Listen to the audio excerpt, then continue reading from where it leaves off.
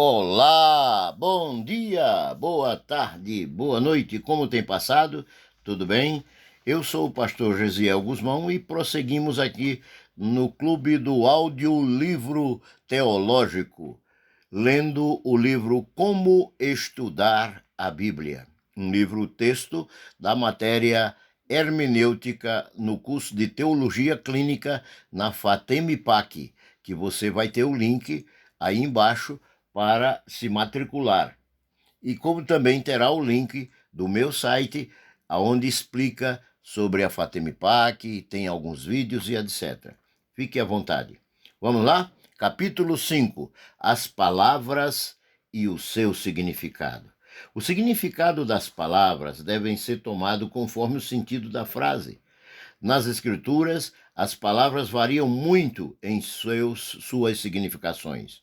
Por exemplo, salvação, ato ou efeito de salvar. Jacó abençoa seus filhos, faz uma pausa e diz: Ele é o autor da salvação de Deus. Hebreus capítulo 2, verso 10, 5, verso 9, Salmo 3, verso 8 e 50, verso 53. Salvação como livramento, Moisés cantou: O Senhor é o meu cântico, ele me foi por salvação. Êxodo 14, versículo 13, 15 e o versículo 2. Ou também quando ele diz: Está em pé e vede a salvação que do Senhor vem. Segundo livro das Crônicas, capítulo 20, versículo 17. Salvação como cura de enfermidade. Tiago diz: a oração da fé salvará o doente. Tiago, capítulo 5, versículo 15. Salvação como completa revelação do Evangelho e de bênçãos para o crente na vida atual, na vinda de Cristo e na glória eterna. Hebreus, capítulo 2, verso 8, Romanos 13, versículo 11, 1 de Pedro, capítulo 1, versículos 5 e 9. Fé. A palavra que tem muito significado nas Escrituras é a fé. Fé pode ser confiança na lealdade, no saber e na veracidade de alguém. Por exemplo, certeza das coisas que se espera e convicção de fatos que não se veem. Jesus é autor e consumador da fé, de acordo com Hebreus capítulo 11, versículo 1 e 6, 12, versículo 2, Efésios capítulo 3, verso 12, Romanos capítulo 14 e o versículo 23. Significados da fé. Fé significa doutrina do Evangelho, pregação, mensagem, de acordo com Colossenses capítulo 1, versículo 23, capítulo 3, versículo 2, entre outras referências no seu e-book.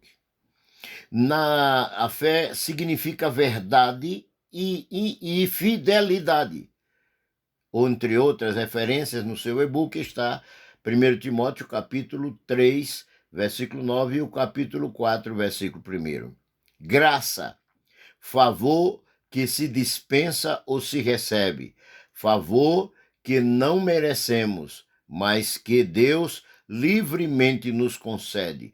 Entre outros textos está 2 Timóteo, capítulo 1, versículo 9, e 1 de Pedro, capítulo 5, versículo 10, entre outros que você poderá ler no seu e-book Como Estudar a Bíblia. A graça como prova do propósito divino de redenção e revelação. Noé, porém, achou graça aos olhos do Senhor. Gênesis capítulo 6, versículo 8, Efésios capítulo 2, versículo 7 e 8, Atos capítulo 15, verso 8. Sentido da graça. Graça como justificação. Justificados, pois, pela graça gratuitamente. Tito, capítulo 3, verso 7, Romanos 3, 24. Graça como força e santidade. A minha graça te basta. 2 Coríntios 12, verso 9. Pela graça de Deus sou o que sou, e sua graça para comigo não foi em vão, mas graças a Deus temos vivido. 1 Coríntios 15, verso 10, 2 Coríntios, capítulo 1, versículo 12.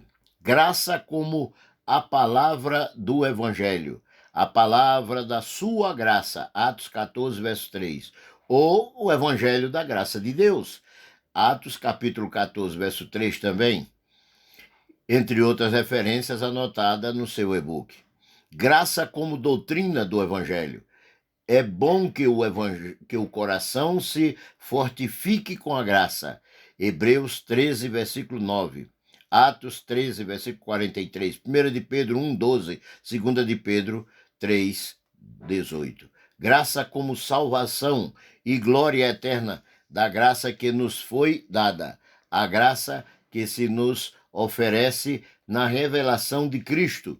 1 de Pedro, capítulo 1, versículo 10 e 13, entre outras referências que estão no seu e-book. Salvação, fé e graça apresentam-se ainda na Bíblia com muitas outras significações e interpretações. Há textos, frases e palavras da Bíblia cujo sentido não entendemos bem. Para encontrarmos o sentido certo, temos de interpretar o texto de conformidade com o seu próprio contexto. Texto e contexto. Para compreender o texto, é preciso examinar as palavras que precedem e as que seguem depois daquele texto. É necessário verificar o que indica o contexto para entender o texto. Expressões como mãos impuras. No capítulo 15 do livro de Marcos, temos a frase: comia pão com as mãos impuras. Isto não quer dizer que comiam com as mãos sujas, por falta de higiene. O sentido é que os discípulos não cumpriam a cerimônia exigida pelos rabinos de lavar as mãos conforme a tradição do ponto de vista religioso. Marcos capítulo 7, versículo 3 e Mateus capítulo 15, versículo 2. Mãos purificadas. No capítulo 4 de Tiago, a frase é: purificai as vossas mãos, pecadores. Também isto não quer dizer lavar as mãos. Pelo contrário, pelo contexto, compreende-se que o sentido é submeter-se a Deus, manter-se leal ao Senhor, de mãos purificadas. Tiago, capítulo 4, versículo 8, entre muitas outras referências que estão aí registradas no seu e-book. Perfeição. No capítulo 5 de Hebreus, lemos: o mantimento sólido é para os perfeitos. Sabemos, pelo contexto, que perfeito aqui significa apropriar-se de um claro e verdadeiro conhecimento da verdade divina, de acordo com Hebreus, capítulo 5, versículo 14, 1 Coríntios, capítulo 2, verso 6, Filipenses, capítulo 3, versículo 15. Perfeito em Tiago, capítulo 1, versículo 4, significa completo de maneira de viver. Na maneira de viver. No Antigo Testamento, perfeição aparece como retidão, sinceridade. Salmo 37, versículo 37.